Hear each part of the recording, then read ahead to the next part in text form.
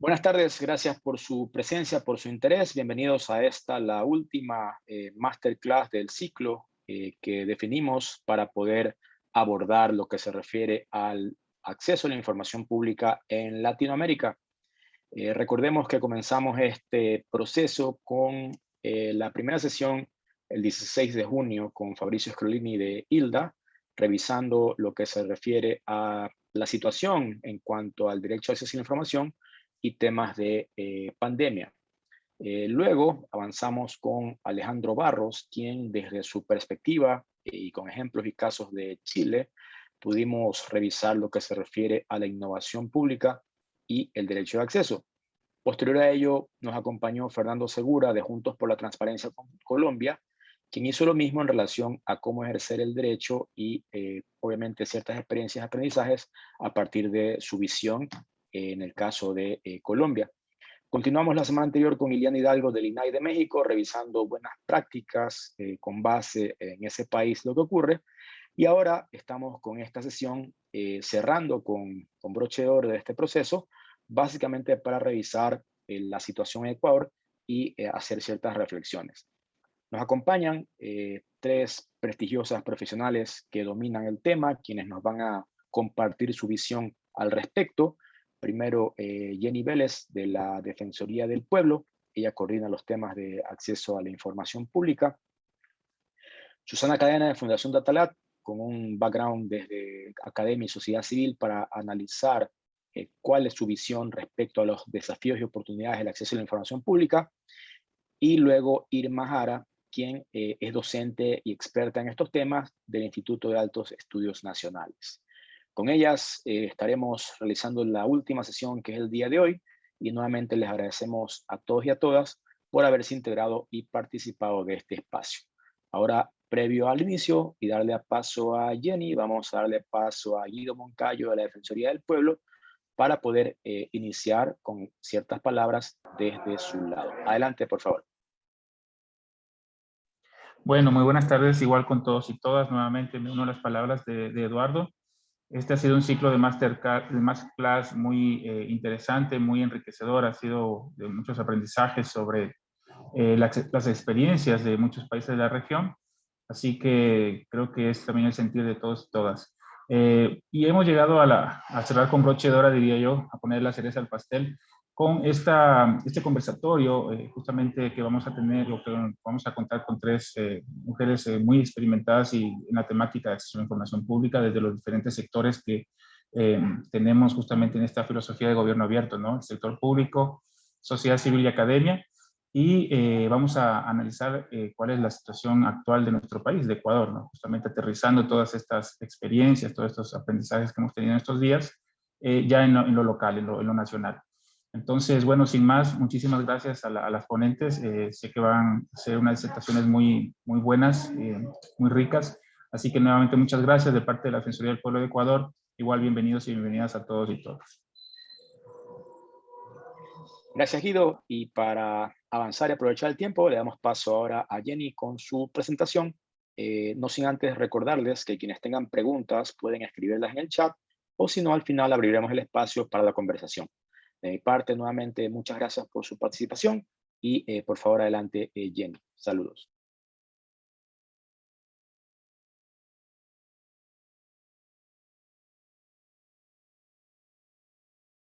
Estás en silencio. Muy Ahí buenas estamos. Gracias. tardes, buenas tardes, un gusto saludarles, expresarles nuestro cálido saludo desde la Defensoría del Pueblo, desde la Coordinación General de Transparencia y Acceso a la Información Pública. Qué chévere verles por ahí, a mucha gente conocida, un especial saludo para Irma y para Susana, lo mismo para ti, querido Eduardo. Y bueno, los compañeros y compañeras que están en esta jornada, pues no sé si me permite compartir pantalla para poner la presentación. Sí, adelante. A ver.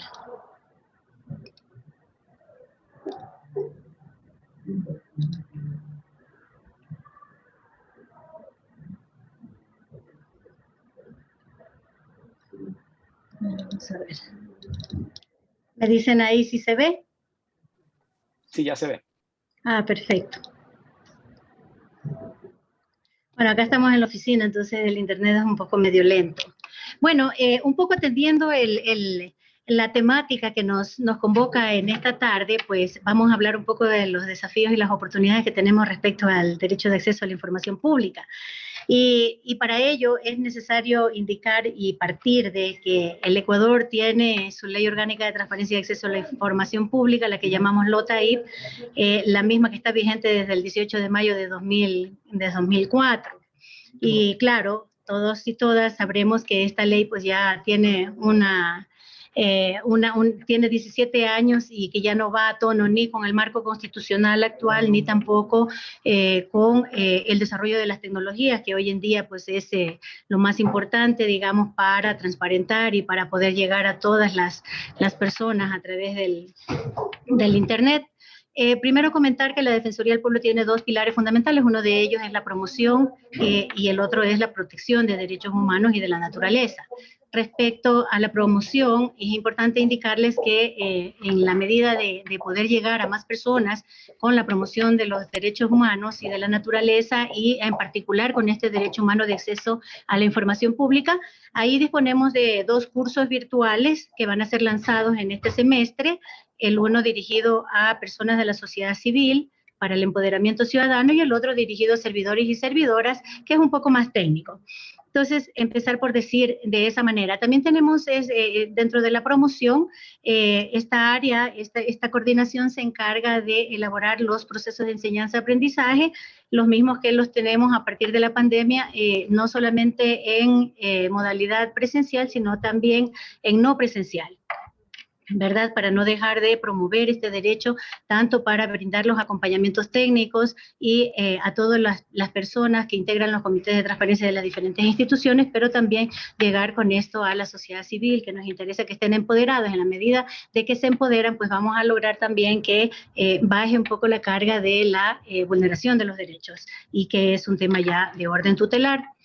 Un poco para hablar de hacia dónde nos proyectamos y cuál es el desafío que tenemos como Defensoría del Pueblo, al ser el órgano rector de este derecho humano, pues es importante mencionar que aparte de la ley, la Defensoría del Pueblo en el año 2015 implementó instrumentos de orden legal, técnicos y metodológicos que hicieron que la transparencia activa se estandarice, es decir, es un modelo que lo aplican todos los sujetos obligados públicos y en cierta medida, en la medida de las posibilidades, también los privados que administran recursos del Estado.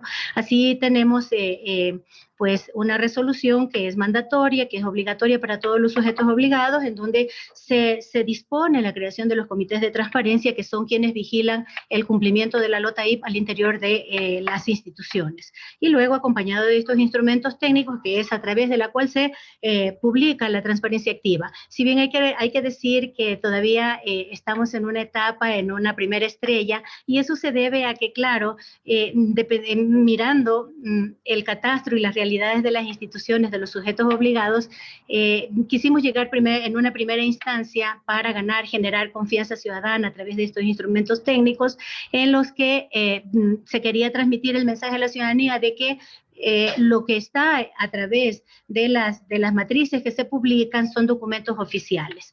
Y en esa etapa nos encontramos. Ustedes entenderán pues que todavía estamos en una etapa inicial y nos toca trascender. Pero ya vamos a ver cómo vamos a trascender.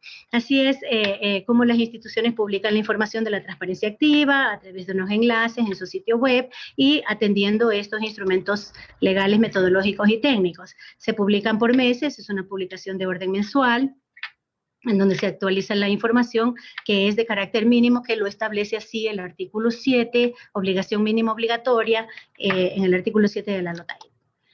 Y para la transparencia activa existe contamos con un aplicativo de monitoreo a través del cual pues registramos todo el monitoreo que realizamos a las instituciones, y desde este aplicativo se notifica a las instituciones con la calificación que han obtenido tanto en el primer como en el segundo monitoreo, ¿verdad? Entonces, también nos permite tener un sistema de reportería que nos va a indicar cómo estuvo ese cumplimiento dependiendo de cada uno de los literales que integran este artículo 7 de la LOTAIP, que es a lo que llamamos transparencia activa.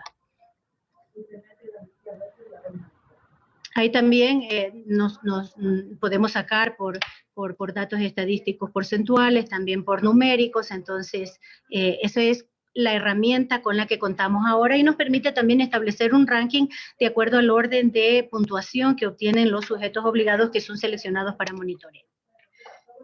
También tenemos otro sistema de reportería que ya es parte del repositorio, digamos, general de la Defensoría del Pueblo, y hay un espacio dedicado a la transparencia activa en donde se puede conocer el número de instituciones que han sido monitoreadas, se puede conocer cuál es el promedio anual y el promedio mensual de esas instituciones que van seleccionándose para monitoreo.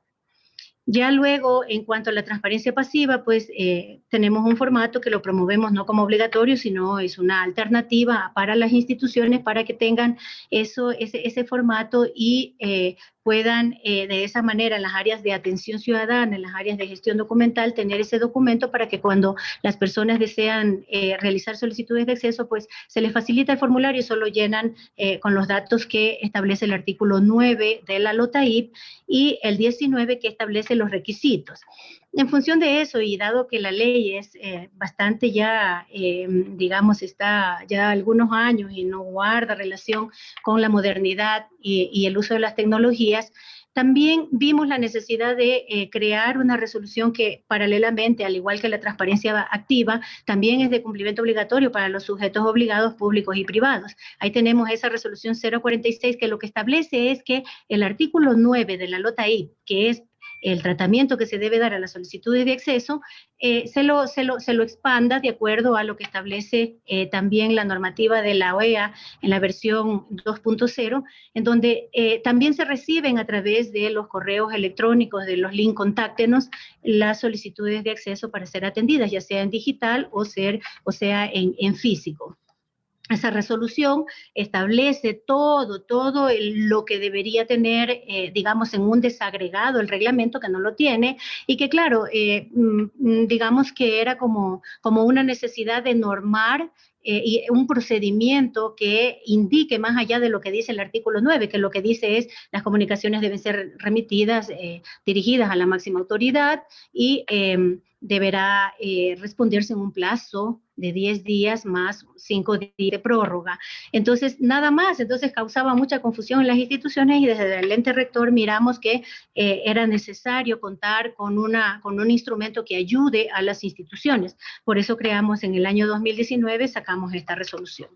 También para el cumplimiento de la transparencia pasiva, pues contamos con una plataforma, digamos que es un aplicativo también, totalmente desagregado del de transparencia activa, en donde los sujetos obligados tienen tienen que una vez al año, de acuerdo a lo que establece el artículo 12, registrar aquí su informe anual sobre los literales que le manda a cumplir el artículo 12. Esto es información relacionada con el periodo de gestión anterior, en los que también se involucra, se reporta allí la transparencia activa. Luego tenemos el literal B, que en cambio es exclusivamente para reportar la transparencia pasiva en cuanto a las solicitudes de acceso. Para ello las pueden registrar directamente o a través de un documento descargable Excel en el que se consolidan todas las solicitudes a nivel nacional de una institución, si es que tiene procesos desconcentrados, y luego lo sube a la plataforma. Y luego también tenemos el listado de índice de información reservada que nos manda el artículo 11 de la Ley Orgánica de Transparencia y Acceso a la Información Pública. Este también tiene un sistema de reportería en donde no solamente saca reportes gerenciales que ya vienen en gráficos, en pasteles muy bonitos, sino que también le permite sacar esa información en editable a través de un reporte Excel por cada literal, por tiempo de cumplimiento, y tiene, bueno, este visor ciudadano que le llamamos, que está ahí disponible en nuestro link de transparencia. Las solicitudes de acceso pueden ser consultadas, cualquier persona las puede consultar, ya sea por institución y de manera individual, ¿sí? Entonces, ahí solamente con poner el año y poner el número de la institución le va a dar el despliegue de todas las solicitudes que registró en el periodo que se cerró, el reciente, que fue el 2020, que se cerró el 31 de marzo de 2021. Todo esto que les he contado de manera rápida, ha hecho que al saber que el ente rector debe modernizarse, debe avanzar, debe ir acorde con los instrumentos internacionales, entonces, y las buenas prácticas también de la región, el año pasado, el 28 de septiembre, propusimos ya a la Asamblea Nacional un proyecto de ley reformatoria a la LOTAIP. Ese proyecto actualmente se encuentra en la Comisión de Derechos Colectivos y la Interculturalidad. Y es a partir de este momento en donde vamos a ver los retos, los desafíos, las oportunidades que vamos a tener de mejorar en todos los aspectos todo este cumplimiento, estos mecanismos para transparentar información, ya sea a través de la transparencia activa o pasiva. Entonces, esta ley, pues, la vamos a impulsar en los próximos días. Estamos ya haciendo algunos lobbies. Ya tuvimos un espacio en este año, hace un mes, en el que ya hicimos conocer la necesidad que hay. Por supuesto, no es el único proyecto de ley. Existen más proyectos de ley en la Asamblea y, pues, esperemos a ver si es que se saca lo mejor de todos para poder tener una ley que además... nuestro proyecto de ley está aterrizado también al modelo de la Ley de Transparencia y Acceso a la Información Pública de la OEA en la versión 2.0. Ahora, para hablar de la transparencia colaborativa, pues también es importante que se conozca que la Defensoría del Pueblo es parte del grupo núcleo, este grupo que consolida la gestión de este primer plan de acción que está vigente hasta este año. Entonces, ahí la Defensoría del Pueblo ha hecho sus aportes tanto en el primer compromiso, el plan de acción tiene 10 compromisos, en el primer compromiso que tiene que ver con la elaboración de la política, ya me pasé.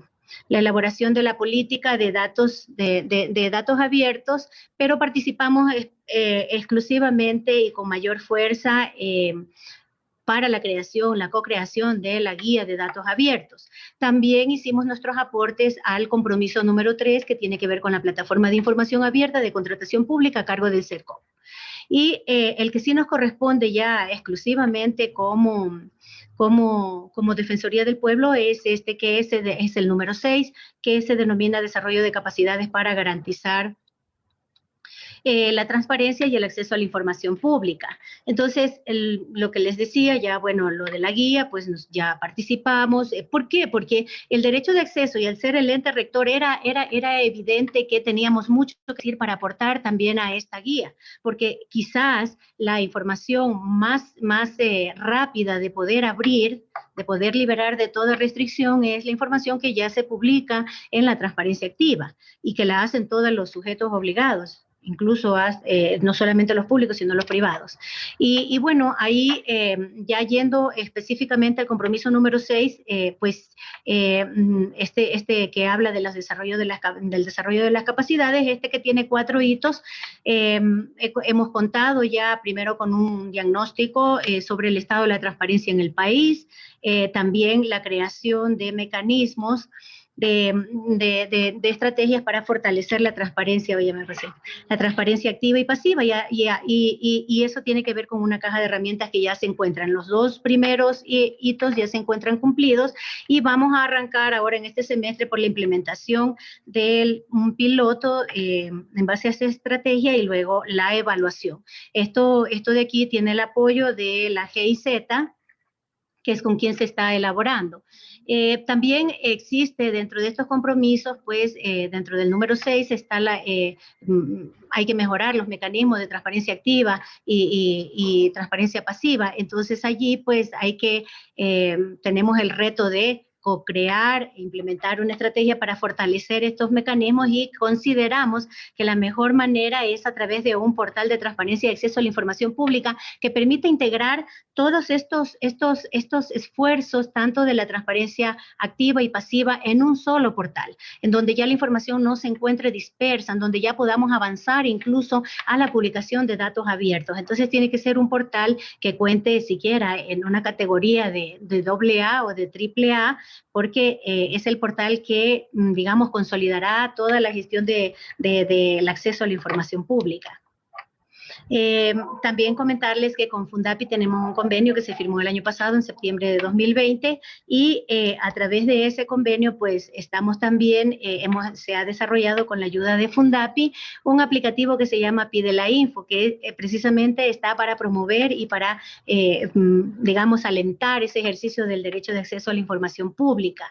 En ese sentido, pues tenemos la creación de este aplicativo que ya se encuentra creado. Ahí está nuestro Eduardo, porque él es el gestor de esto.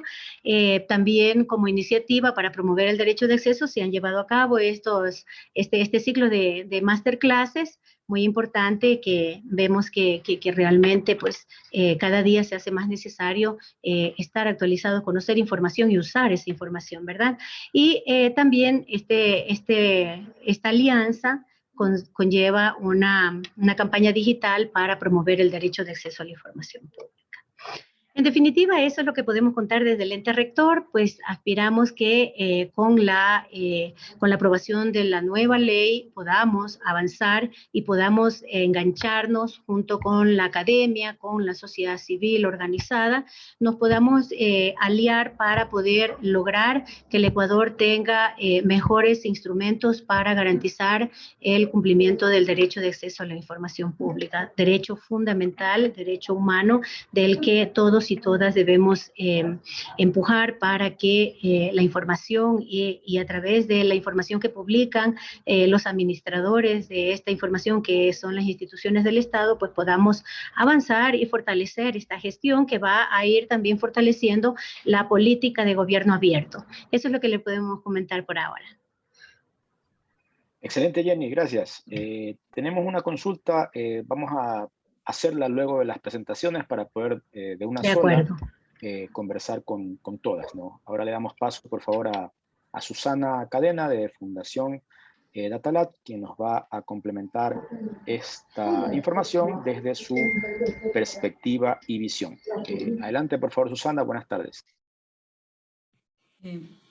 Buenas tardes, ¿cómo estás? Muchas gracias por la invitación, Eduardo, a la Defensoría también. Bueno, vamos a compartirles algunas ideas de cómo nosotros vemos, bueno, en mi caso, bueno, yo vengo también de la Universidad Central y estoy participando activamente desde la sociedad civil a través de Datagat, ¿no es cierto? Entonces, vamos a ver cómo nosotros vemos este entorno de los retos que tenemos en el país.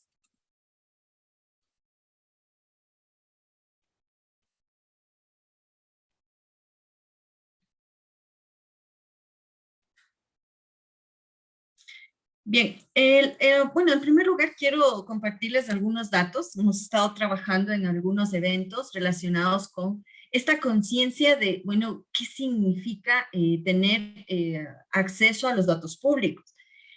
¿Cómo se ve en el mundo estos datos públicos? Y bueno, ¿y cómo me afecta a mí como ciudadano? O sea, ¿por qué estamos pidiendo, como nos ven, la Defensoría está trabajando activamente con esto a través de la ley de la transparencia? Pero bueno, ¿cómo me afecta? Entonces les vamos a compartir algunos datos interesantes.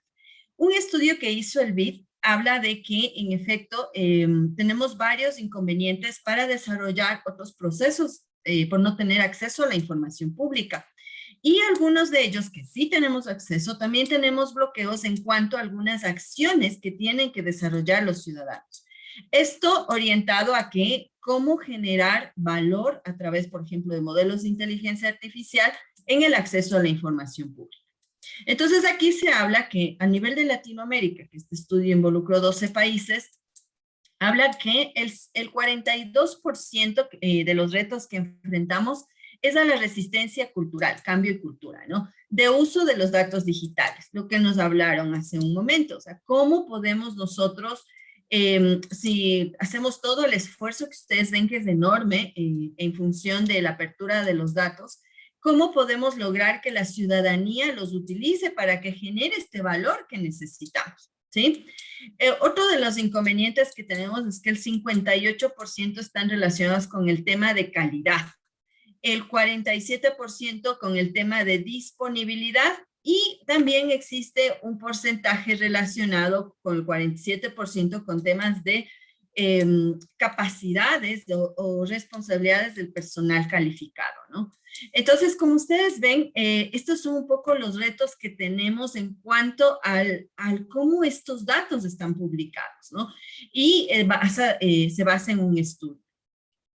Otro de los elementos importantes que debemos notar y cómo entender estos retos es que, bueno, a los países nos evalúan si tenemos una estrategia digital, si tenemos una estrategia de datos abiertos, si tenemos una infraestructura, si tenemos un tema de academia, si tenemos un ecosistema desde la parte del entorno de los emprendedores y de la sociedad civil. ¿Eso qué quiere decir? Empresa privada, ¿sí? Entonces, en el Ecuador, ¿cómo estamos? O sea, ¿qué es lo que nos está pasando? Entonces, en el Ecuador tenemos una estrategia digital, sí la tenemos. Inclusive el gobierno tuvo la estrategia de gobierno digital, gobierno electrónico. Ahora está firmado el acuerdo por gobierno abierto en el país y estamos emprendiendo este reto, ¿no? Adicional a eso, tenemos una estrategia de datos, tenemos un portal de datos abiertos. Sí, el país tiene desarrollado, para los que no le conocen, está implementado en datosabiertos.es. Sin embargo, como nos comentó Jenny, está en proceso de transformación a través del acuerdo de la OGP, ¿no es cierto? Entonces, tenemos que generar ese espacio y estamos en esa línea. En temas de infraestructura y conectividad todavía tenemos retos. No llegamos a una cobertura a todo el país, más o menos estamos entre el 60%, y somos uno de los países, según un estudio de la CEPAL, que más degradación de la señal sufrió en esta época de pandemia, porque todos quisimos usar y claro, tuvimos temas de calidad. En cuanto a la academia, se habla que no todas las universidades estamos participando. Bueno, yo vengo de la Universidad Central, como les comentaba, y claro, no estamos participando en proyectos que aporten a este consumo de datos, ¿no es cierto? Y bueno, y les puedo comentar, más adelante les doy un detalle, que también dentro del país se vio esta necesidad y se creó la Agencia Nacional de Investigación Educativa relacionada con el consumo de datos, ¿sí? En el tema de esfuerzos del ecosistema emprendedor y la sociedad civil, este estudio nos revela que en el Ecuador no existen ecosistemas claros de uso de información pública basados en un sistema de emprendedores. O sea, ¿cómo generamos este ecosistema? Todavía estamos ahí como que todavía no está claro. Eso puede ocasionarse por el tema de cómo la gente visualiza los datos y conoce otra vez la cultura de uso de datos. Y desde la sociedad civil hay pocas organizaciones que están contribuyendo a que en efecto se logre esta cultura y este derecho a acceso a la información digital. Entonces ese es un poco el esquema en números que nos ayuda a comprender, bueno, cómo nos evalúan y por qué está cambiando la vida de los ciudadanos, ¿sí? Hay algunos requisitos adicionales que, bueno, que están todavía como en sueños, ¿no? En sueños o algunas cosas que todavía nos faltan involucrar. Por ejemplo, Internet de las cosas. Es uno de los elementos que cada una de las instituciones públicas todavía no tenemos proyectos relevantes que nos den datos en tiempo real. El instituto Linami estaba publicando algunos datos relacionados con esto, pero no tenemos toda esa información relacionada que nos permita generar esto, ¿no? El tema de calidad de datos, un tema importante que sí no estamos, todavía tenemos como retos, es el tema de estandarización, el tema de relacionamiento entre las diferentes bases, el tema de conocimiento y de participación. Entonces, ¿qué les he comentado hasta ahora, no? Bueno, ¿cómo estamos como país? Sí tenemos algunos componentes, pero uno de los elementos, la cultura de uso de datos, la formación profesional es uno de los elementos que nos está faltando de acuerdo a este estudio, para poder potencializar ese uso. También vemos que hay un reto en temas de implementación de algunos datos de cómo se van a publicar y vemos que tenemos todavía falencias en tema de Internet de las cosas, el tema de estandarización, relacionamiento y participación.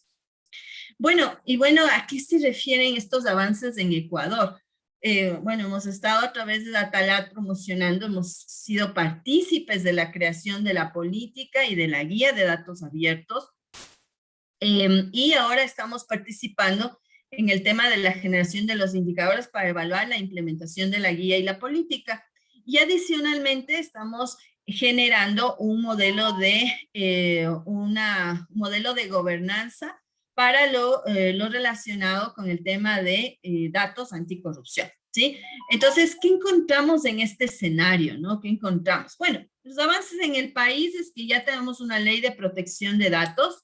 Por cierto, también tenemos una ley, esta ley está publicada recién en el mes de mayo, y tiene una publicación entrada en vigencia en 2 años, ¿no? Entonces, creo que ahí se crean algunas instituciones, inclusive se genera una institución relacionada con los datos según esta ley. Entonces, todavía tenemos como que un proceso, pero ya es un avance.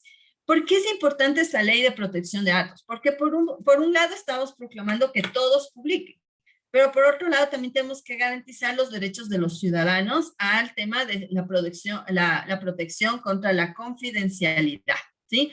También tenemos ya relacionada todo el tema de la agenda de datos abiertos, porque ya está publicada la política, que fue a finales del 2020, y la guía, que fue en el 21, ¿no es cierto? Entonces esa ya está publicada y ya tenemos estos avances, ¿no? También tenemos el tema de la firma del acuerdo sobre los datos abiertos, que también ya tenemos acceso, y eso ha ayudado a implementar lo que nos comentaba Jenny del tema del apoyo de la GIZ. Se ocasiona por esto, ¿no? Porque ya tenemos un acuerdo y tenemos retos y metas que cumplir. Y hay diferentes consultoras, empresas asociadas a todo el proceso de apertura de datos. Entonces eso ya es un avance, ¿no?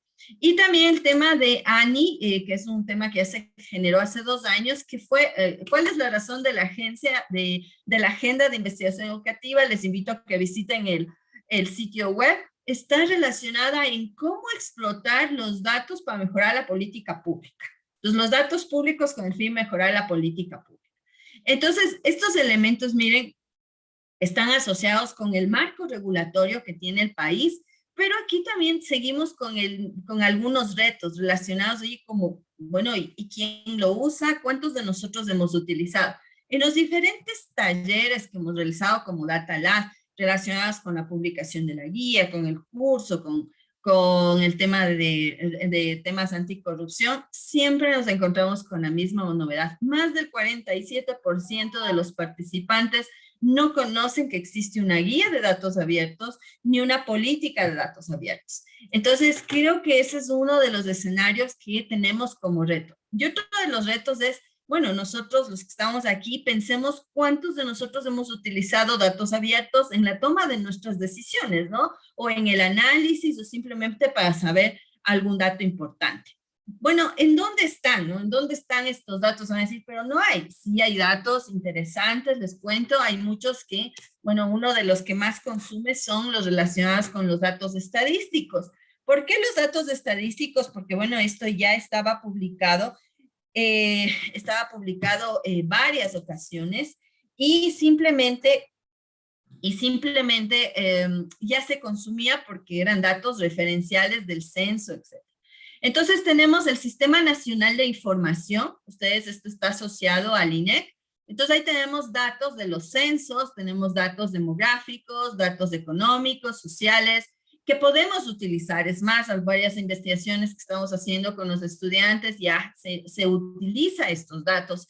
Por ejemplo, en el caso de cobertura, estábamos haciendo una tesis relacionada con el tema de implementación de una nueva red de conectividad hacia la Amazonía, y ahí hay datos interesantes, ¿no? Que son accesibles, ¿ya? Entonces, miren, bueno, otra vez, ¿cuántos los usamos? Es más, a mis estudiantes me tocó decirles, bueno, pongan como referencia el Sistema Nacional de Información para que se conozcan estos datos. También tenemos el portal oficial, que si bien es cierto no está actualizado, está con datos hasta el 2018, pero también tenemos información de varios ministerios que están publicados varios conjuntos de datos. El de compras públicas también tenemos porque está asociado con el tema de emergencia, ¿no? Entonces ellos publicaron información en la época de emergencia. Y el INEVAL también ha publicado, por ejemplo, ustedes pueden ver, bueno, los rankings de los colegios, cuánto alcanzaron en las pruebas, cuánto alcanzó cierta persona, cómo va el colegio, etcétera. Cuál fue el puntaje máximo, mínimo, e inclusive hay algunos cursos que tienen ellos para usar sus mismos datos. Entonces, claro, yo tengo aquí acceso en temas de área, sector, con diferentes formatos, y generalmente yo lo que hago es acceder en temas de hojas electrónicas, o sea, me encanta, por ejemplo, ustedes, la mayoría conocemos una hoja electrónica, entonces podemos descargar en este formato. Entonces ahí viene el reto que nos comenzó Jenny, uno de los retos más importantes en verdad es la transformación, o sea, el cambio de la ley de transparencia, porque la ley de transparencia te está diciendo publica, pero en PDF. Entonces ahí tenemos dos metas. La primera es que en efecto, si bien es cierto, la ley de transparencia es este aparataje muy fuerte que nos ayudó a establecer este tema de apertura, y en efecto la política está atada a la ley de transparencia. Es más, el comité de transparencia es parte de este proceso de apertura y del gestor de datos abiertos. Pero la mayoría de instituciones tienen PDF y como procesos aislados de sus archivos fuente, que es otro de los problemas que tenemos, ¿no? Entonces aquí lo que está pasando es que ¿cuántos de ustedes han consultado todos los PDFs porque no hay cómo convertirlos a un formato reutilizable? Entonces ese es uno de los retos, ¿no? Para que esto sea asociado, sea utilizado luego por software de análisis de datos diferentes, tenemos Pentaho, tenemos Power BI, tenemos varios, ¿no? Y luego por hacer programas y aplicaciones que faciliten al ciudadano entender qué está pasando. Entonces, ahí se genera este espacio infomediario, ¿no? Que habrá un bloque en el cual conviertan esta información en algo más digerible para mi ciudadano y para que yo pueda tomar ciertas consideraciones. Entonces, esa es un poco la hoja de ruta que quería comentarles. Entonces, ¿por qué se genera esto? Y aquí quisiera un poco abordar, ¿no? Entonces, miren, hemos visto de lo general cómo estamos en Latinoamérica, nos hemos visto cómo estamos en Ecuador, bueno, y ahora, ¿qué está pasando en las instituciones, no? Como les decía, claro, aquí en la ley de transparencia, como les comentó Jenny, tienes para publicar en formatos PDF y ha habido un avance significativo, eso ha sido una cosa muy fuerte, ¿no? Sin embargo, aquí no tenemos muchos, no publican los metadatos, por ejemplo, no publican los diccionarios de datos. Entonces, esta información muchas veces no las podemos comprender ni las podemos transformar. Pero otro de los problemas es la estandarización. Y aquí les he puesto como unas partes de rompecabezas. ¿Por qué es importante la estandarización? Porque tenemos que unir los datos de economía, por ejemplo, Ministerio de Educación, CENESID, para ver la ruta de un profesional que, por darles una idea, que estudió en una institución educativa pública y cómo está trabajando en el mismo sector público, se va al sector productivo. Por ejemplo, esa ruta que tenemos para hacer análisis no podemos hacerla porque no todo está relacionado ni está publicado en abierto. Esto se ocasiona porque las organizaciones muchas veces están con silos de información. Entonces, yo tengo que acudir a la institución para que publique los datos, ¿no es cierto? Ventajosamente por la ley de transparencia hay una organización que me debe responder y tiene un tiempo, ¿no?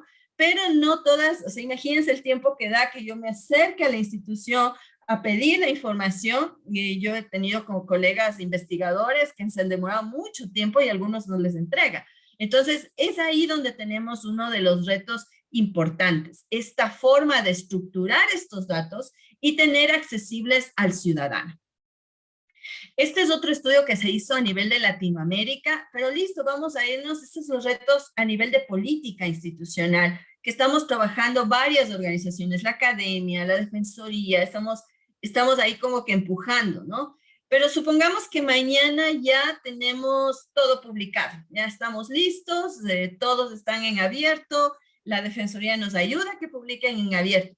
Bueno, ¿y cómo voy a usar esos datos? Si al interior de las instituciones, en la misma organización, por ejemplo, no hay una política de consumo de datos en abierto, ¿no? Entonces ahí tenemos que empezar a trabajar en primer lugar en esa cultura de usar estos datos en abierto. Y la otra cosa, bueno, ¿y para qué los hago?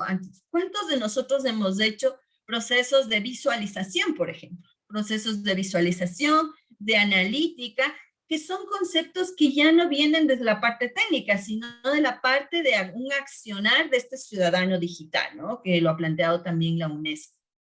Entonces, sí es importante que nosotros debemos desarrollar estas capacidades. Entonces, es como que debemos andar a la par. Por una parte, tenemos el reto de que se abra, se ajuste estos momentos, estos temas de la política, pero por otro lado, el tema de cultura y de uso de datos, ¿sí cierto?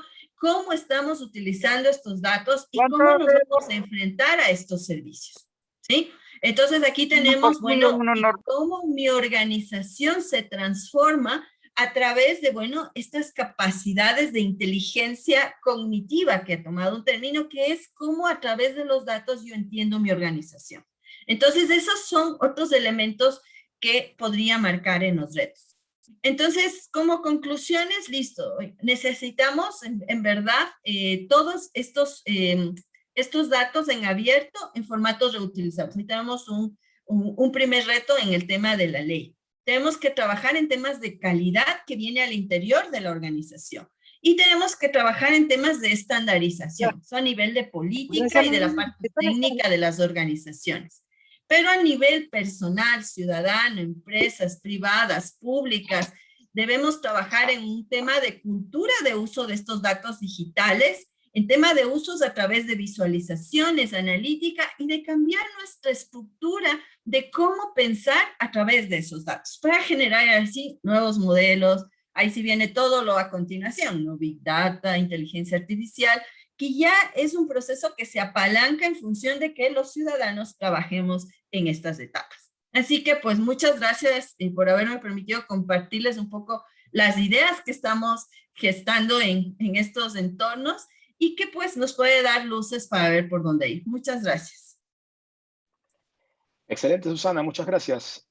Antes de iniciar la conversación, que ya se ve que va a estar bien interesante, avanzamos con Irma Jara para complementar estas presentaciones y luego abrir el espacio para las preguntas y para la conversación. Adelante, por favor, Irma. Buenas tardes. Muchas gracias, buenas tardes con todos y con todas. Es un gusto estar con esta invitación de Fundapi y compartir mesa con dos lideresas y apasionadas del acceso a la información pública como son Jenny y Susana. Ok, yo voy a intentar abordar una perspectiva desde la academia y las preocupaciones desde la academia, pero también un poco discutir acerca de lo que se ha avanzado y lo que falta avanzar acorde con los retos. Y la premisa desde la cual voy a partir para mi análisis y compartirlo con ustedes es ver al acceso a la información pública como clave para ejercer otros derechos, ¿sí? Un poco ver esta parte instrumental en el cual nosotros, todos como ciudadanos, en general, podemos, a partir del acceso a la información, tomar decisiones, pero también realizar acciones concretas. Y eso incluye, obviamente, las acciones que tenemos a cargo desde la academia, hablando desde el punto de vista de la educación, pero también desde la investigación. Y esto nos lleva a mejorar condiciones de vida. También, y ya hablando en el marco de la pandemia, el cómo a partir del acceso a la información pública nosotros podemos mitigar riesgos de manera efectiva y así promover también mejoras en servicios básicos y servicios tan importantes como el de la salud y así mejorar la calidad de vida. En ese orden de ideas, para nosotros los académicos el acceso a la información nos permite, por un lado, obtener resultados de investigación y que todos los académicos podamos usar para resolver problemas, ¿sí? En todos los ámbitos como salud, vivienda, trabajo, seguridad social. Dejo sobre la mesa el tema de salud y el tema de seguridad social que hoy, en el cual necesitamos mucho de la investigación para las nuevas propuestas que se pretenden realizar en el marco de la seguridad social y, por supuesto, el salir del nudo en el que estamos en el tema de salud y que lo vemos en el día a día, no solo hablando del tema de vacunas, sino lo que está pasando en los hospitales. Y, por supuesto, en el ámbito ya de la docencia, la investigación nos permite actualizar las mallas curriculares y mejorar las estrategias de aprendizaje para poder desarrollar, a su vez, competencias requeridas para los profesionales, pero también otra vez para la academia. Ahora, en todo este tema de acceso a la información, ¿está siendo tomada en cuenta la academia? Bueno, Creo que ahí estamos en un punto en que necesitamos un empujón tanto desde aquellos que están promoviendo el cumplimiento del acceso a la información, pero también desde la demanda, es decir, desde la academia, ¿no? Nos falta un poco ejercer ahí poner nuestra voz sobre la mesa porque pues sabemos que las demandas sociales para conocer o para tener acceso a la información hoy están concentradas en el conocimiento de datos de la administración pública para controlar la corrupción y para conocer acerca de los servicios. Muchos de ellos nos mostró Susana en su presentación y también Jenny, pues que ya están ahí disponibles, ¿verdad? Tal vez faltan precisar y falta avanzar, sobre todo caminando hacia datos abiertos, pero en el caso de los académicos, ¿somos capaces de resolver problemas de investigación a partir de la información a la cual tenemos acceso? Yo diría que al momento no. No tenemos suficiente información ni tampoco datos abiertos para que nos permitan resolver problemas tanto en la administración pública como en el sector productivo.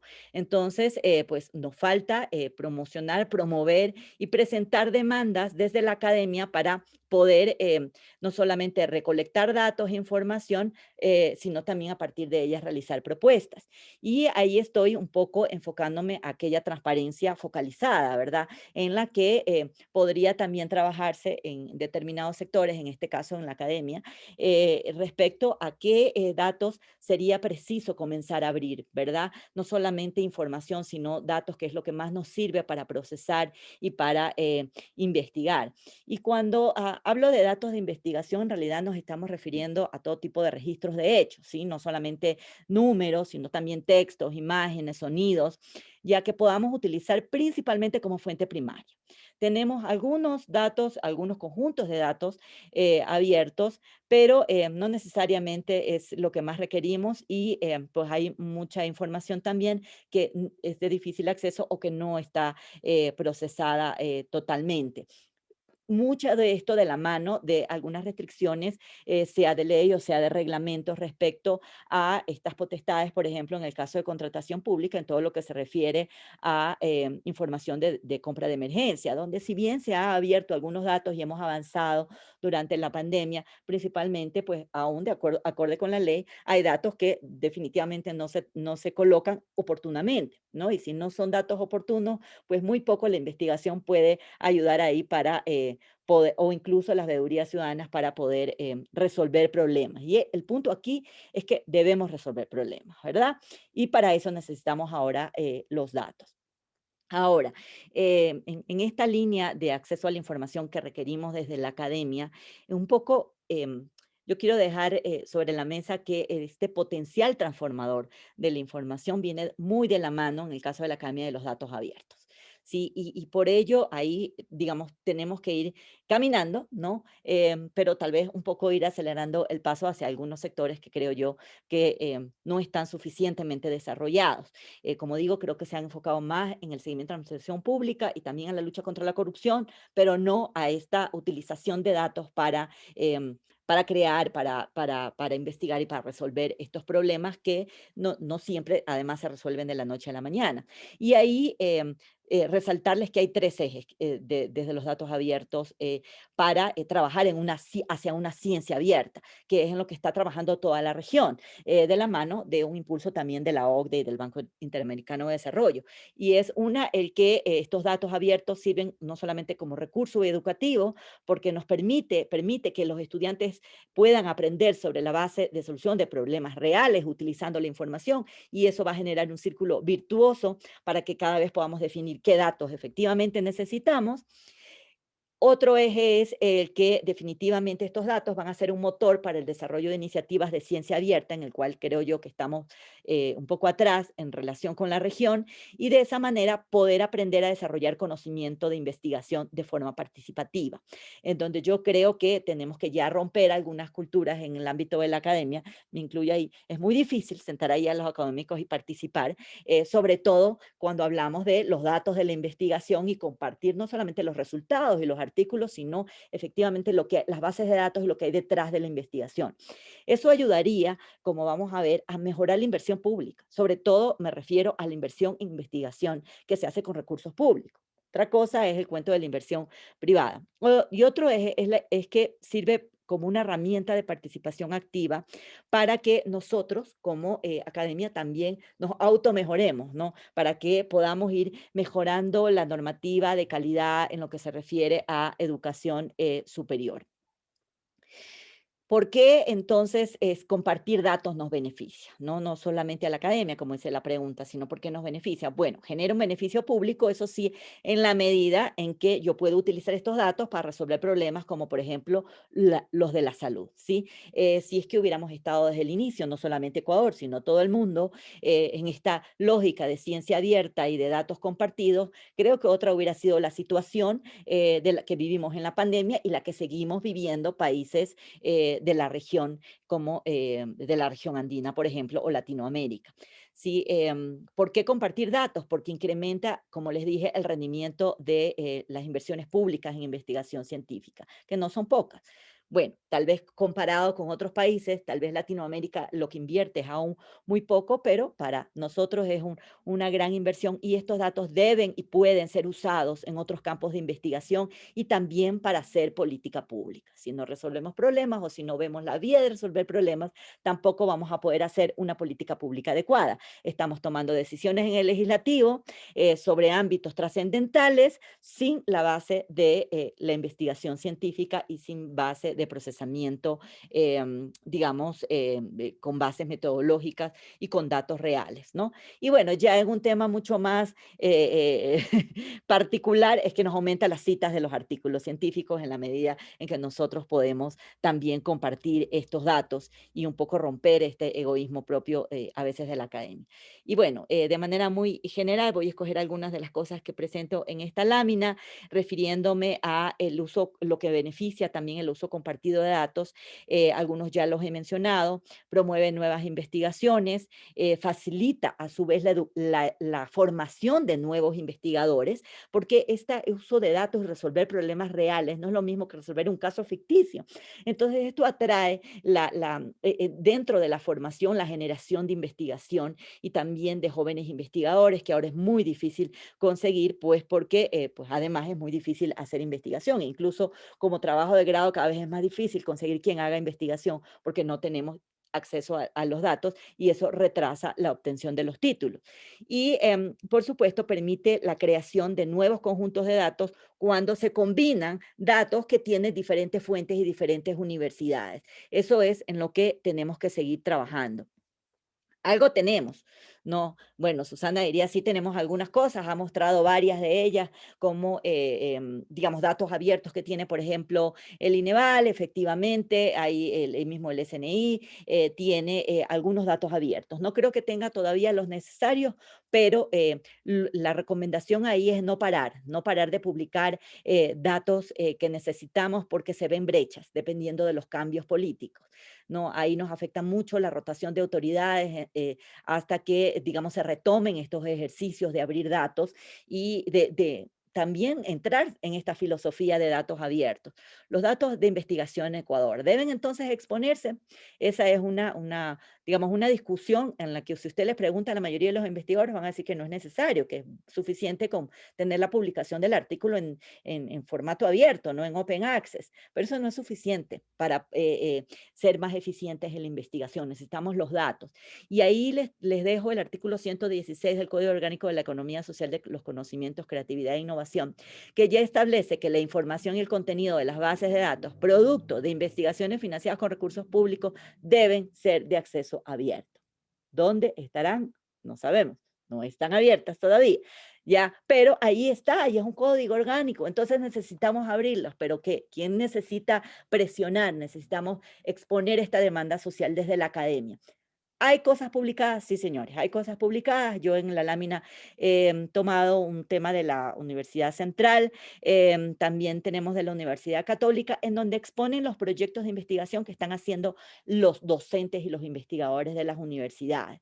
No todas cumplen siquiera con indicar qué investigaciones están haciendo o un resumen de la investigación, o no se diga el acceso a esta investigación, pero ninguna ahora está abriendo los datos de las bases de datos producto de estas investigaciones. No lo tenemos. Hacia eso tenemos que caminar porque hacia eso estaríamos, digamos, cumpliendo con lo que se llama ciencia abierta, hacia donde yo creo que debemos ir caminando de la mano del discurso de que hoy tenemos un modelo de gobierno abierto. Entonces, no solamente hay que decirlo, hay que comenzar a hacerlo y para eso pues tenemos muchas esperanzas en, digamos, lo nuevo que está proponiéndose también la CENACID y los órganos como el CES.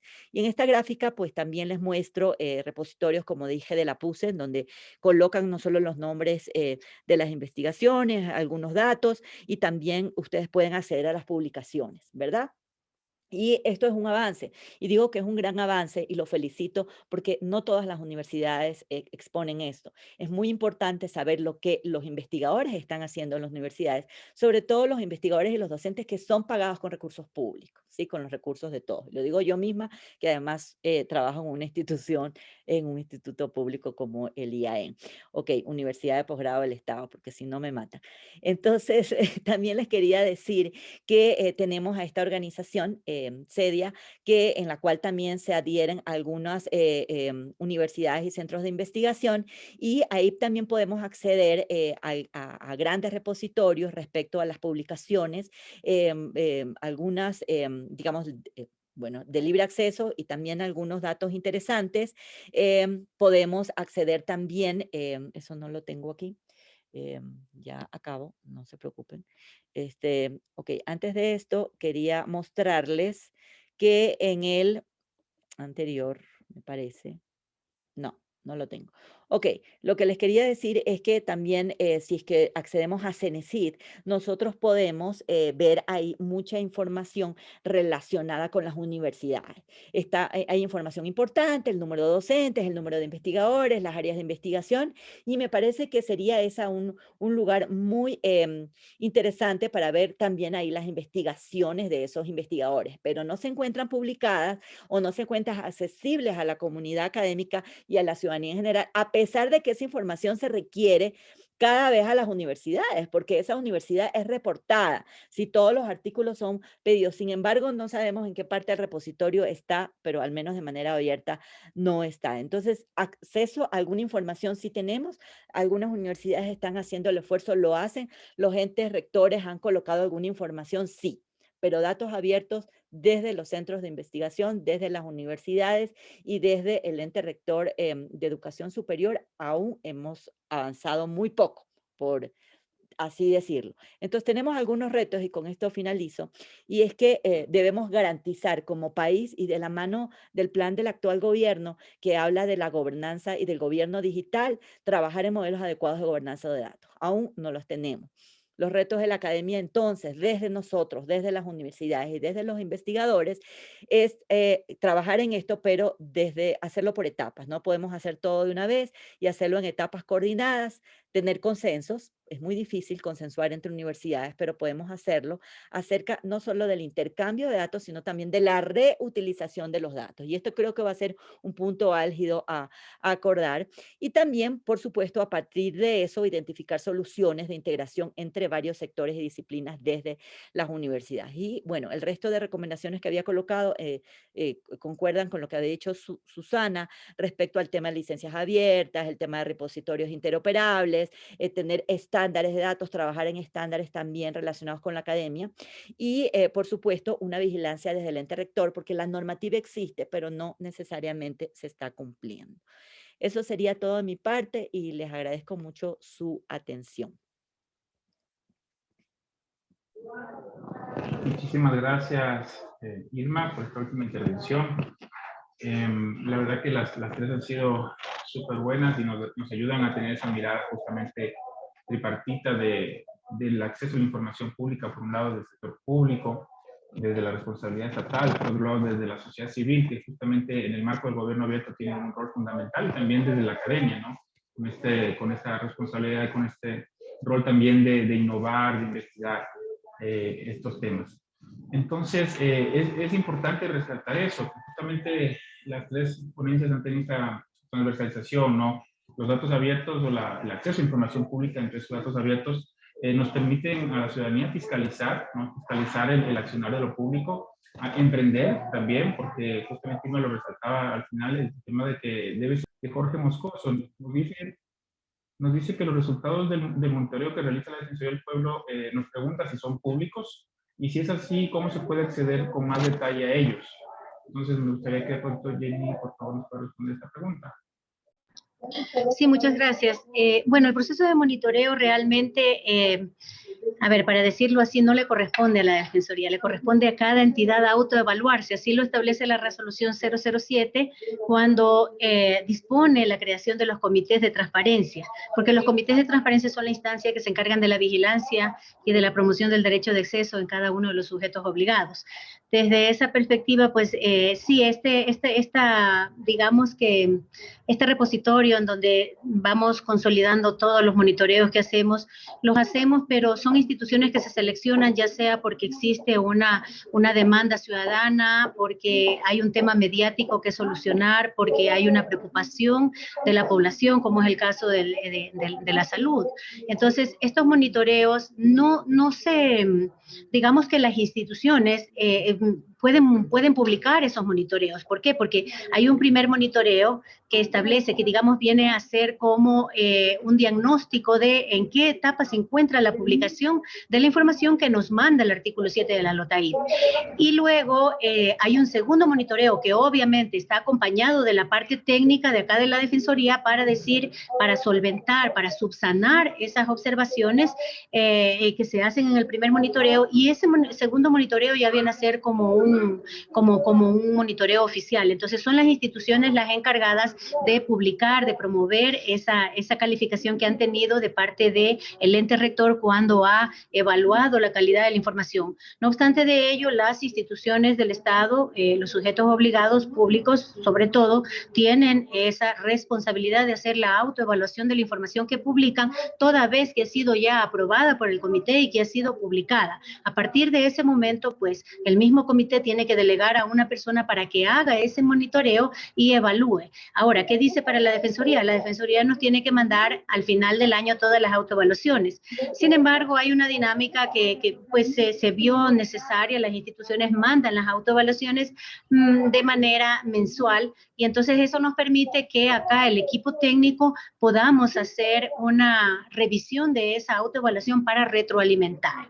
Eso es cómo procedemos. Pero si el día de mañana alguien hace y solicita esa información, por supuesto, o sea, no es información que no pueda entregarse porque se basa precisamente a evaluar lo que es público. ¿Por qué no lo hacemos? Porque no tenemos la capacidad técnica para poder monitorear a las 1.557 entidades que en este momento conforman el catastro y que para el año 2021, es decir, lo que se va a reportar en el año 2022, va a incrementar porque se ha determinado a finales del año de 2020 que, por ejemplo, los cuerpos de bomberos, los consejos cantonales de protección de derechos, ciertos registros de la propiedad tienen que ser sujetos obligados. Entonces ahí digamos que por eso no publicamos, porque fuera lindo publicar un ranking. La herramienta, el aplicativo que tenemos en este momento nos permite poder establecer ese ranking como les mostraba en la exposición. Pero lamentablemente sería como un poco injusto porque no estamos monitoreando el catastro completo. De hecho, hay, por ejemplo, iniciativas de parte de la sociedad civil organizada. Hace poco, FCD monitoreó a todos los municipios. Y claro, entonces aplica una metodología distinta. Entonces, claro, ahí hubo una preocupación de parte de los gobiernos autónomos descentralizados en el nivel de las municipalidades, en donde un poco preocupadas primero porque es otra metodología. Hubo que explicar que es una metodología propia que aplicó y no la que está establecida para el ente rector, que incluso la tenemos publicada, porque ¿cuál es la idea? La invitación es que todas las personas, la academia, la sociedad civil pueda utilizar esa misma metodología para evaluar, porque la idea es que podamos coincidir en el nivel que estamos reportando como información que es pública y que tiene que ser de calidad. y también respetar un poco ahí los parámetros, mejor dicho, respetar bastante los parámetros por ahora que no tenemos esta facilidad y que la ley nos ha impedido poder avanzar. Sin embargo, aspiramos, y por eso les decía que aspiramos que en este mismo año podamos tener la nueva ley, y entonces eso nos va a permitir, ahí sí, alianzas muy importantes con todos los organismos de la sociedad civil que ya trabajan estos temas, con la academia, para poder avanzar y poder tener instrumentos renovados, instrumentos que vayan acorde a lo que exige la ciudadanía, abrir toda la información. Entonces, estamos, creo yo, que con la expectativa de que esta ley nos permita poder avanzar de esa manera. Excelente, gracias. Vemos que hay otra inquietud aquí de Adriana Robles.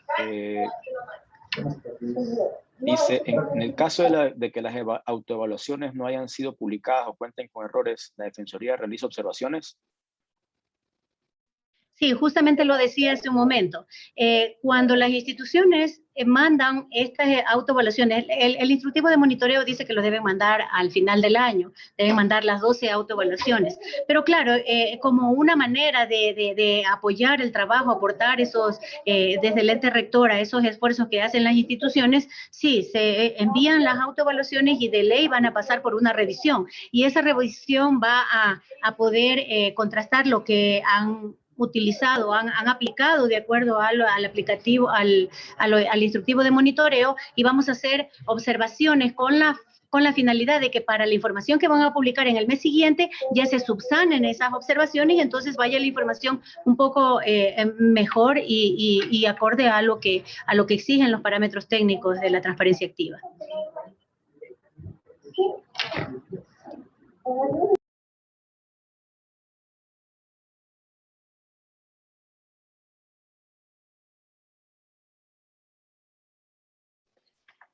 Excelente. Si alguien tiene alguna otra consulta, inquietud, por favor, este es el momento. Si no, yo avanzo con una inquietud.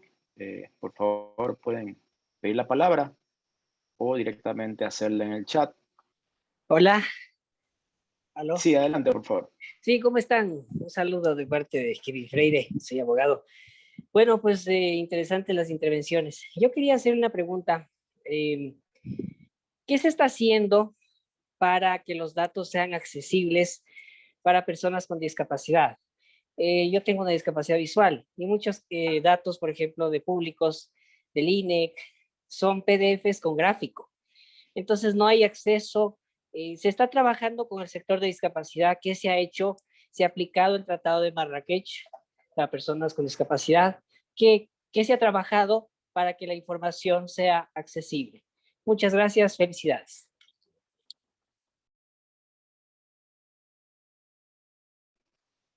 No sé si quizás brevemente Jenny le damos paso también a lo que han encontrado Irma y Susana en ese aspecto. Correcto. Bueno, para decirle al compañero que parte de la metodología de la transparencia activa no solamente evalúa la información pública, que es lo que hablábamos del artículo 7, también tiene dos parámetros de interacción ciudadana. El uno tiene que ver para medir precisamente el nivel y la calidad, el tiempo de respuesta de las solicitudes cuando se hace un usuario simulado. Esa es parte de la metodología de monitoreo. Y la otra es que las instituciones tienen que garantizar algún mecanismo para los grupos de atención prioritaria. Entonces allí, para esto tenemos que pueden publicar la información, pueden traducir la información a quichua o a cualquiera de las lenguas, pueden también digamos que hacer interpretación de lengua de señas, o pueden también tener disponible para que la información pueda ser trasladada, los textos a sonidos a través del NDVA, que es un sistema que se dice de traducción gratuita, y a diferencia del JAWS, que en cambio sí requiere licencia. Entonces, eso no es suficiente. No es suficiente, pero sin embargo, desde las competencias y desde las posibilidades que nos da la actual ley, que como digo, tiene 17 años, nos limita un poco a ir más allá. Por eso es que le ponemos todo el esfuerzo, le ponemos todas las ganas para sacar adelante esa ley que y ahí sí nos va a permitir hacer un montón de cosas. De hecho, la resolución 007, que es la que obliga a los sujetos que deben cumplir con la LOTAIP, pusimos en el artículo 13 de la resolución 007 que además de que la información se publique en PDF, también esta información se abra a datos abiertos. Sin embargo, bueno, ya estamos en la política de datos, entonces creo que vamos a avanzar bastante ahora con el Ejecutivo, que es el que primero se va a lanzar a esta innovación. Y luego, pues, la idea es que una vez que tengamos la ley, podamos crear estos mecanismos que nos permitan no solamente publicar, abrir la información, sino integrarla a tiempo real para que pueda obtener reportes en ese mismo momento. Entonces ya el hecho de tener la transparencia activa en dato abierto creo que va a ser pues un gran paso que vamos a dar como país. Excelente.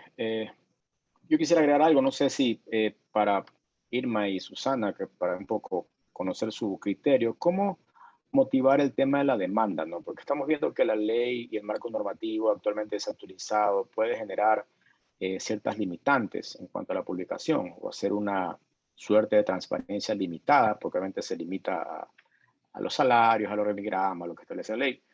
Pero parte del asunto puede ser que hay una limitada demanda de información o de interés hacia aplicar los canales y quizás como mencionaba hace un rato, termina siendo un tema orientado a infomediarios más que a la ciudadanía en general. Entonces, para Irma y luego Susana, ¿cuál es su criterio respecto a cómo impulsar esa demanda ciudadana de información que a la larga debería ser el factor que impulse que se publiquen más temas? Porque si no hay mucho interés, seguiremos teniendo por un lado información limitada de las entidades públicas. Gracias, Eduardo. Sí, tu pregunta es muy válida.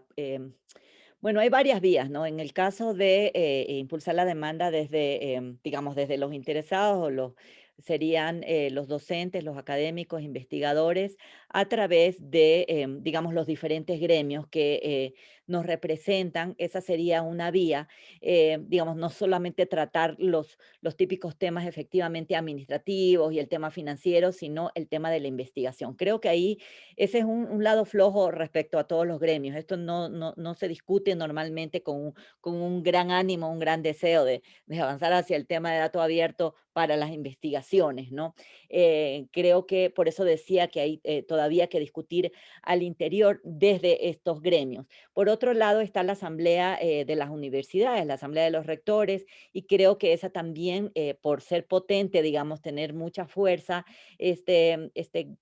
esta asociación debería también impulsar estos temas de la mano de los docentes investigadores que lleguen a este pedido. Y por último, también, digamos, desde el regulador, porque además le interesa por el tema de eficiencia de los recursos de investigación, debería estar tanto CENESID como CES, como ente rector, detrás de que se cumplan, digamos, esto que ya está establecido en la ley. Sabemos que no es fácil, pero se debe cumplir, está en la ley, en este código. Y por otro lado, el mismo CASES, como aquel que acredita el tema de la calidad, debería, dentro de sus evaluaciones, efectivamente verificar el cumplimiento de esta apertura de datos o de liberación de bases de datos de las investigaciones.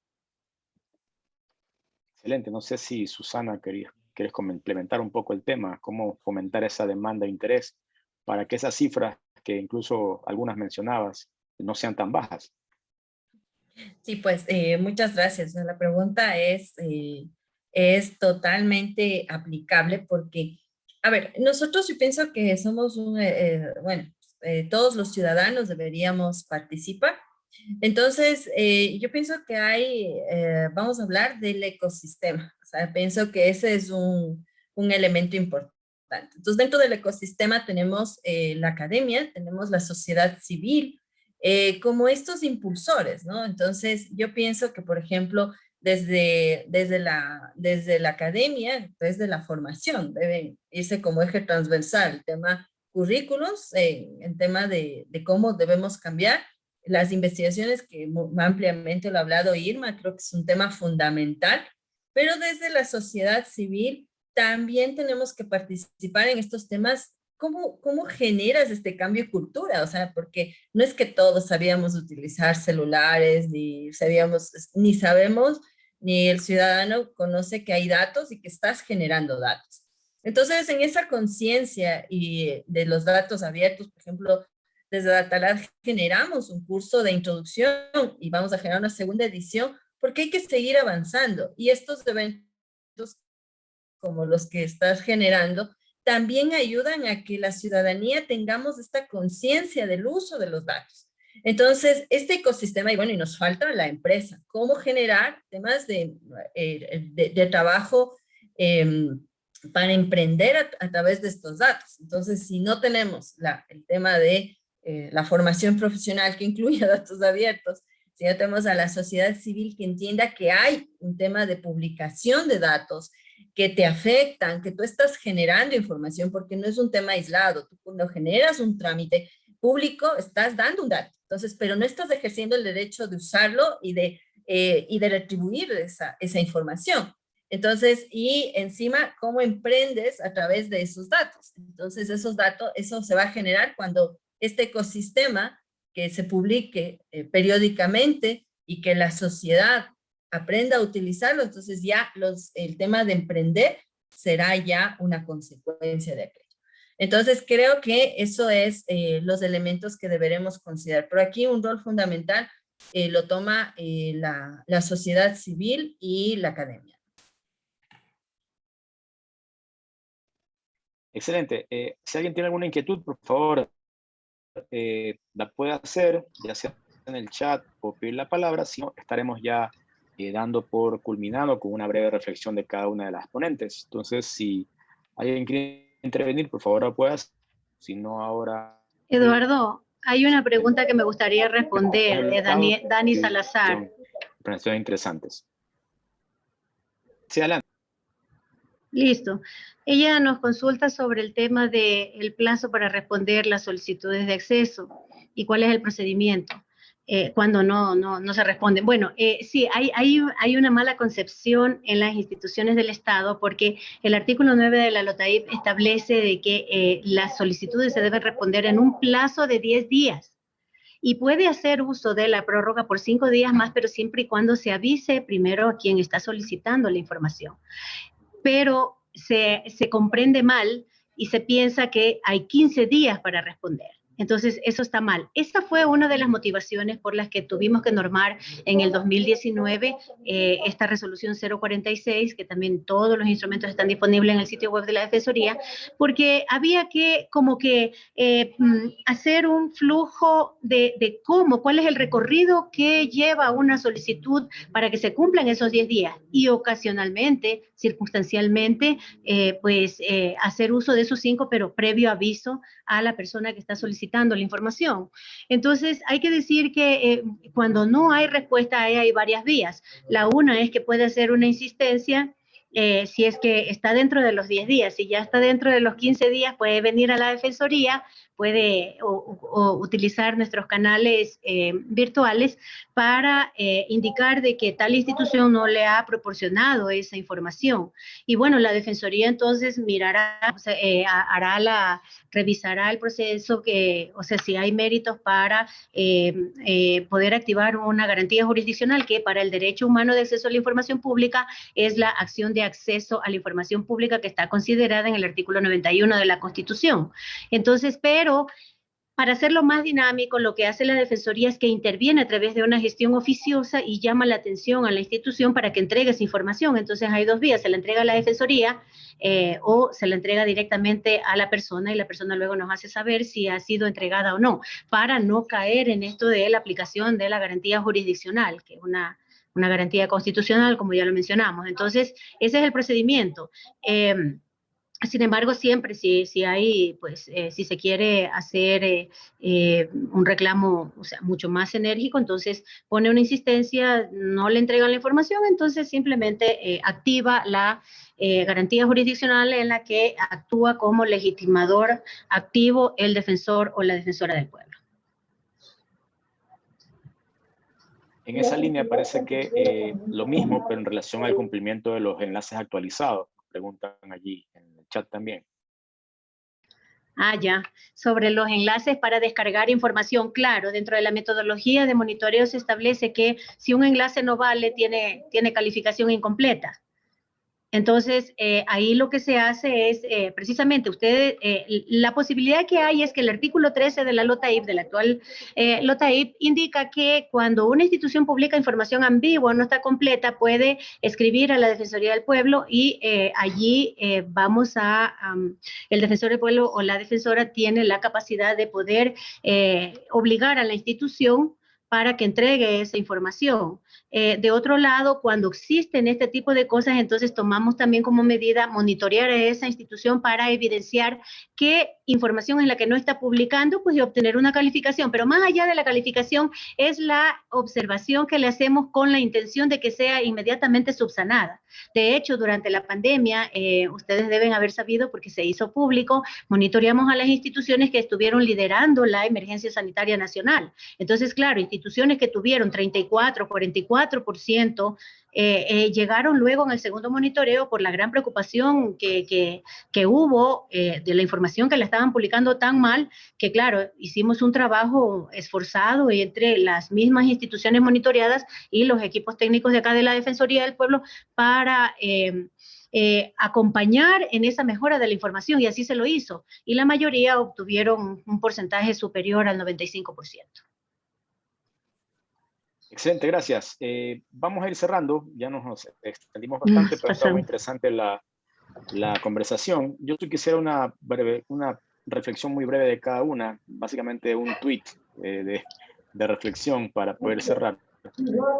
Sabemos que viene una nueva ley de transparencia, sabemos que falta que la ley de datos personales se operativice de alguna manera. Mientras tanto, ¿qué no? ¿Cómo fortalecer actualmente el derecho a acceso a la información en las circunstancias actuales? Con una ley a la fecha desactualizada, con una ciudadanía, digamos, un poco hasta desconfiada de los mecanismos, y eventualmente un futuro que en teoría debería ponerse mejor, pero en el interín, ¿qué no? Entonces, la reflexión de cada una, por favor, para ir cerrando, cómo fortalecer actualmente en las circunstancias que estamos el derecho de acceso en el país. Por favor, no sé, de parte de la Defensoría del Pueblo, de parte de la Defensoría del Pueblo, podríamos decir que promover el ejercicio del derecho de acceso a la información pública es la clave. Mientras más personas conozcan este derecho humano, más personas van a poderla usar y van a poder conocer todo cómo los administradores de los recursos públicos, que es el Estado, hace su trabajo, y entonces tiene que darle cuenta de esa gestión y hasta que llegue la nueva ley, pero creo que la promoción es la clave. Excelente. Susana, por favor. Esta participación de la sociedad civil activa creo que es básica. Lo más que nos demoramos siempre es cambio y cultura, ¿no? Recuerden que eso nos ha pasado todos los años, solo hay que leerlo, ¿no? Entonces, pienso que eso es básico. O sea, cambiemos, adaptémonos a este entorno. La ley vendrá porque vamos a todos a presionar. Eso sería más fácil porque cada uno tiene estos, o sea, si todos presionamos, pues estas leyes van a poder ser mejores. Recordemos que si más participamos, tenemos diferentes esquemas. Entonces, pienso que la sociedad civil activa es uno de los esquemas que debemos reforzar, ¿no? Irma, adelante.